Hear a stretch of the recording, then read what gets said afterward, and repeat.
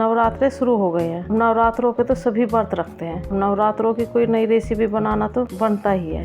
इसीलिए आज हम नवरात्रों के लिए लौकी की खीर और कुट्टू के आटे की कचौरी बनाते हैं।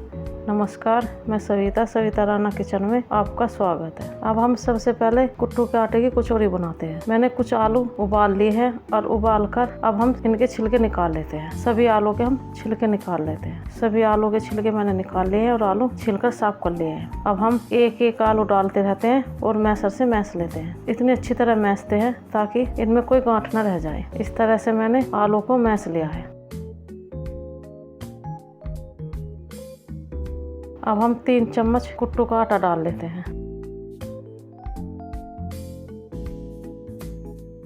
और स्वाद अनुसार नमक डाल लेते हैं और थोड़ा गरम मसाला डाल लेते हैं और थोड़ी कटी हुई हरी मिर्च डाल लेते हैं। नवरात्रों की जो रेसिपी बनाते हैं उसमें ज़्यादा कुछ नहीं खाते, सिर्फ नॉर्मल खाना खाते हैं। इसीलिए नॉर्मल मसालों से मैं कुट्टू के आटे की कचौरी बना रही हूँ। अब हम सभी को अच्छी तरह से मिक्स कर लेते हैं। एक डो बनाकर तैयार कर लेते हैं। इस तरह से हमने आटे का डो बनाकर तैयार कर लिया है, यानी कि आटा गूंथकर तैयार कर लिया है। अब हम आटे को एक साइड में रख लेते हैं। अब हम थोड़ा सा हाथ पर तेल लगा लेते हैं और थोड़ा थोड़ा हाथ से ही हम कचौरी बनाते हैं। चकला और बेलन से कुट्टू के आटे की कचौरी नहीं बनती है क्योंकि ये टूट जाती है। इसीलिए धीरे धीरे हम हाथ से बनाते रहते हैं और बराबर गोल करते रहते हैं। कुट्टू के आटे की जो कचौरी बनाते हैं उन्हें हाथ से ही बनाते हैं क्योंकि चकला और बेलन से ये बेलने से फट जाती है। इस तरह से हम थोड़ा थोड़ा आटा ले लेते हैं और कुट्टू के आटे की कचौरी बनाकर हम पहले सबको तैयार कर लेते हैं। इस तरह से मैंने सभी कचौरी बनाकर तैयार कर ली है। अब इन्हें एक साइड में रख लेते हैं। अब चलते हैं हम दूसरी साइड।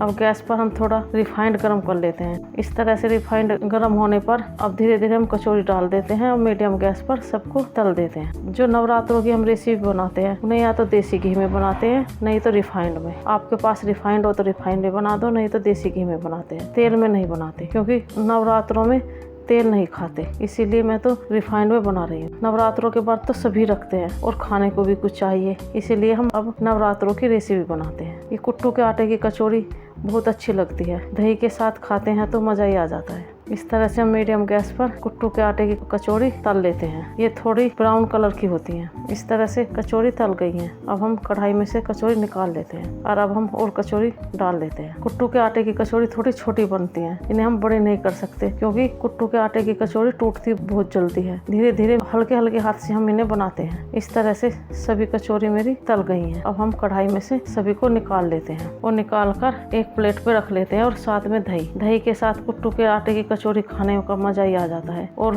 जब हम नवरात्रों का व्रत रखते हैं और कुट्टू के आटे की कचौरी और दही हो तो व्रत का पता भी नहीं चलता। इतना अच्छा स्वाद आ जाता है कि मन करता है कि खाते ही रह जाओ। इस तरह से कुट्टू के आटे की कचौरी बनकर तैयार हो गई है। कुट्टू के आटे की कचौरी एक साइड में रख लेते हैं। अब हम दूसरी साइड चलते हैं और हमने कुछ लौकी ले ली थी और लौकी कद्दूकस कर पानी में डाल ली थी और हम पानी में से लौकी को निकाल लेते हैं और निचोड़ लेते हैं ताकि इसमें पानी ना रह जाए। आप एक बात का जरूर ध्यान रखना, जब भी लौकी कद्दूकस करो तो उसे साथ के साथ पानी में डालते रहना, नहीं तो वे काली पड़ जाती हैं। इस तरह से मैंने सभी लौकी पानी में से निकाल ली है और अच्छी तरह से निचोड़ लिया है। उनका पानी अच्छी तरह से निकाल लिया है। अब हम लौकी एक साइड में रख लेते हैं। अब चलते हैं हम गैस की तरफ। मैंने गैस में फ्राई पैन रख लिया है और 1 चम्मच देसी घी डाल लेते हैं और गर्म होने पर कुछ ड्राई फ्रूट डालकर भून लेते हैं। ज्यादा नहीं भूनते, थोड़ा ही भूनते हैं। थोड़ा हल्का ब्राउन होने पर हम ड्राई फ्रूट को फ्राई पैन में से निकाल लेते हैं। सभी ड्राई फ्रूट मैंने फ्राई पैन में से निकाल लिए हैं। अब हम उसी फ्राई पैन में जो मैंने कद्दूकस कर लौकी रखी थी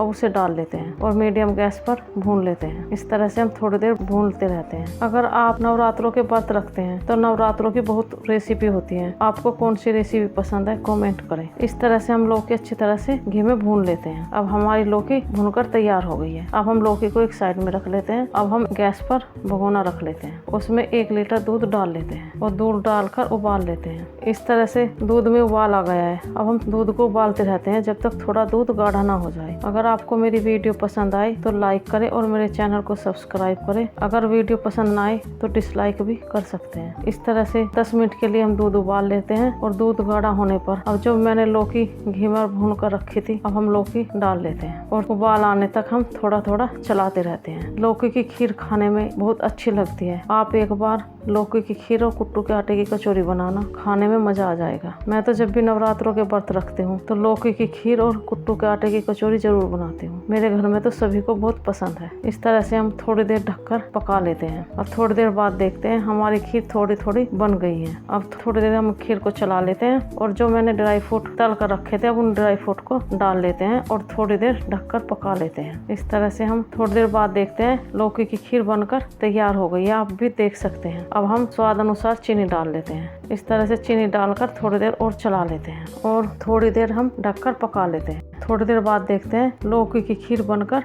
तैयार हो गई है। इतनी अच्छी लग रही है, खाने में बहुत अच्छी लगती है। लौकी की खीर और कुट्टू के आटे की कचौरी बनकर तैयार हो गई है। लौकी की खीर और कुट्टू के आटे की कचौरी खाने में बहुत टेस्टी लगती है।